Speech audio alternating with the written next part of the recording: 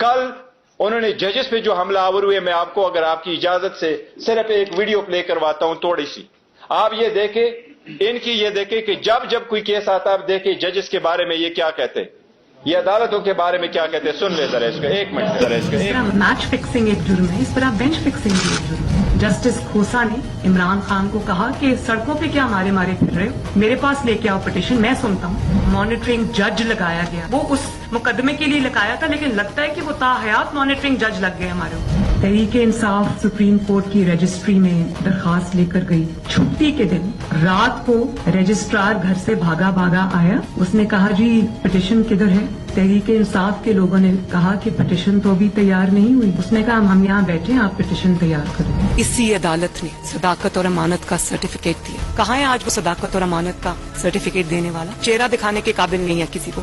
जब बेल का फैसला होने वाला होता था, जेल में उस दिन खबर मिलती थी कि 3 हफ्तों के लिए बेंच डिसॉल्व हो गया, नया बेंच, या कोई जज छुट्टी पे चला गया। जाता नहीं था, भेजा जाता। काजी फाइज ईसा साहब के मामले में माई लॉर्डशिप से ये पूछना चाहते हैं कि वो आपके ब्रदर जज थे ना, आपने क्या किया? तो जस्टिस अजमत सईद साहब जो है, उनको कौन नहीं जानता कि कितनी उन्होंने नेक नामी कमाई थी, और उन्होंने जिस तरह से पर्सनली ज़ाती तौर पे असरअंदाज होकर उन्होंने JIT बनवाई।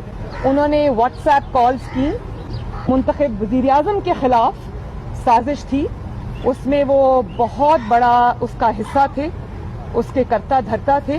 मार्शल लॉ नहीं लगाते तो आपके कमबख्तों ने जुडिशल मार्शल लॉ लगा दिया है कि आज मुल्क जिस इंतशार की लपेट में आया हुआ है, मुल्क ने जो क्राइसिस जन्म लिया है, वो जमान पाक से कम और उमर अता बंदयाल की कुर्सी से ज्यादा जन्म लिया है। साकिब निसार को तो पूरी कौम जानती है, लेकिन आपका साकिब निसार से बड़ा मुजरिम जो छुप के घर में बैठा, उसका नाम है जस्टिस आसिफ सईद खोसा।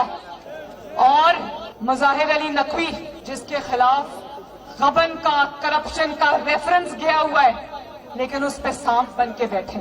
शर्म करो उमर अता बंदयाल, शर्म करो। ये जज साहबान हुकूमत से भरे बैठे हैं, लेकिन जिन्होंने एहतसाब को इंतकाम बनाया, उस एहतसाब का भी एहतसाब होगा। वो कौन से लोग हैं भाई नवाज शरीफ को जिन्होंने नाअहल किया है? इनका हिसाब होना चाहिए या नहीं होना चाहिए? मुंसिफों से जिन्होंने नाइंसाफी की, और जब सवाल पूछा जाए तो तौहीन अदालत के पीछे छुप जाए। हमारे खिलाफ इस तरह के फैसले दें और हम सर तस्लीम खान करने, नवाज शरीफ इसको चेक नहीं कर सकते। 5 लोगों ने नवाज शरीफ को रुस्वा करके उस दफ्तर से बाहर निकल दिया। हर केस जिसमें इमरान खान का फायदा और नुकसान हो, वो 3 आदमी सुनने के बताओ कोई नहीं है पाकिस्तान में। यहाँ पेशावर में सारे फैसले एक ही जज करेगा, जैसे लगता है कि उसका जज नहीं है, उसके पार्टी का रुकन हो। मौजूदा बेंच है, उसमें जो मुअज़्ज़ज़ जज साहबान बैठे हैं, उन जज साहबान का हमारे मतलब जो उनके ख्यालात हैं, उनसे भी कोई ना वाकिफ नहीं है, ना हम ना वाकिफ हैं। और उसके बाद हर वो केस जिसका फैसला हमारे खिलाफ आना हो, उस बेंच का जो है वो वही हिस्सा होते हैं। जब बेंच बना तब से लेकर आज तक के फैसले तक इंसाफ होता हुआ नजर नहीं आ रहा था। अपने एक शख्स की वजह से आज आइन की तशरीह को में फर्क डाला जा रहा है। अपनी मर्जी से आइन की तशरीह की जा रही है। फुल कोर्ट इसलिए नहीं बनाया गया कि अगर फुल कोर्ट बन जाती तो आज का फैसला मुख्तलिफ होता। आपके इल्म में है कि जिस दिन जो है वो नवाज शरीफ को डिस्क्वालीफाई किया गया था, बेंच में बैठे बाद जज साहबान की फैमिली जो ऊपर गैलरी में बैठी थी और उन्होंने वहां पे नारे बुलंद किए थे, और ये चीजें बाद में मीडिया भी। अगर कुछ लोग गैर जानिबदार नहीं होंगे, अगर इसके सहूलतकार पीछे नहीं हटेंगे, तो हमें बता दें मुल्क कौन चलाएगा। हमारे वजीराबाद के केस में एक लड़का, वो गरीब है, सिर्फ उसका ये कसूर है, 2 महीने उसको हफ्से भेजा में रखा गया, अब गिरफ्तारी डाली है हफ्ता पहले। तब तो किसी ने नोटिस नहीं लिया था, तब तो नहीं कहा था कि आईजी इस्लामाबाद पेश हो, आईजी पंजाब पेश हो। तब कौन सी क्यामत आ गई है कि दोनों आईजी को तलब कर लिया गया। कोर्ट अदारों में बैठे लोग क्या मुल्क खिला रहे हैं, क्या तमाशा कर रहे हैं, ये है रियासती दहशतगर्दी जिसको छुपाया जा रहा है। तो मैं जो कहता हूँ, मैं एक अवामी नुमाइंदा हूँ, मैंने कहा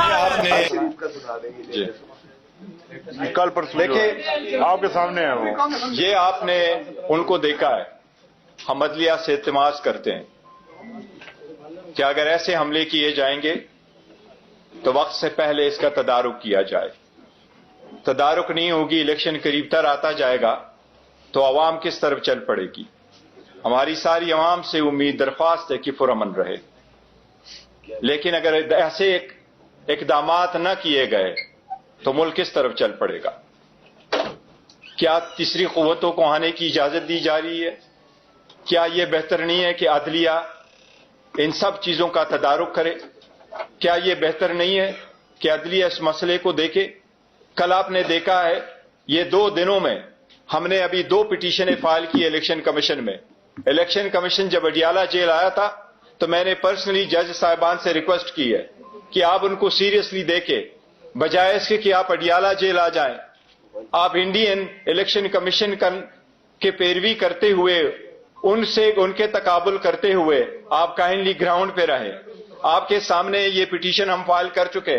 یہ 80 سے زیادہ کیسز ہے جو الیکشن کے نوٹس میں ہم لے کے آ رہے ہیں کہ لوگوں سے کس طریقے سے نامینیشن فارم چینے گئے یا ان کے ڈاکومنٹس چینے گئے یا ان کے پروپوزر سیکنڈر کو اٹھایا گیا، اور جن کو نہیں اٹھایا گیا، جن کی اسکروٹنی ہو گئی ہے، اس کی اسکروٹنی پہ آرڈر نہیں ہوا.